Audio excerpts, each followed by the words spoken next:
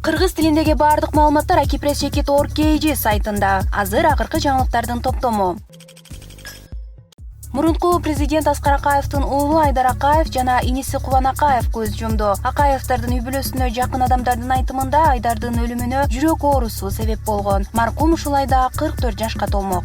Айрым маалыматтар боюнча Айдар Акаев ишемби күнү Москва шаарында акыркы сапарга узатылат. Ал эми Кубан Акаев Чилтен Акаевдин уулу. Ал 5 февралда кеминде жерге берилди. Түркиянын Стамбул шаарындагы Сабихи Gökçen аэропортундагы кырсыкка кабылгандардын арасында Кыргызстандын 2 жараны бар. Учак жерге катуу конгондон кийин 3 бөлүккө бөлүнүп кеткен. Анын кесепетинен 3 адам көз жумду. Учакта 177 жүргүнчү менен экипаждын 6 мүчөсү болгон. Жабыркаган жүргүнчүлөр кыргызстандык жарандар дагы дарыгерлердин көзөмөлүндө. Этникалык кыргыздар жашаган Түркиянын Ван аймагындагы кар көчкүдөн каза болгондордун саны 38 адамга жеткени болжолдонуп жатат. Ошол жакта жашаган Кадыр Кыргыз Баракелде сайтына Ванда жашаган кыргыздар Тынч Бакчы Сарай районунда кар көчкү түшүп, күрт текти 38 адам каза болду деп угуп жатабыз деп билдирди.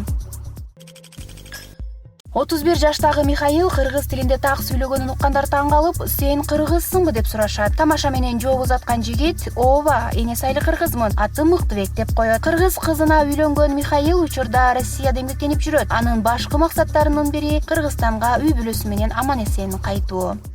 Кар тизеден шереңке 50 тыйын. Интернет жок. Ал кезде эшке чыгып, чанак тебип, каньки ойноп жүрчү элек. Азыркы учурда көчөдө бир да кичинекей бала жок. Кичинекей бала эмес, чоң бала да жок, киши жок. Туугандар, эшикке чыккыла, ойнойбуз. Баардык маалыматтарды телефондон эле окусаңыз болот. Ал үчүн Баракелде мобилдик тиркемесин көчүрүп алыңыз.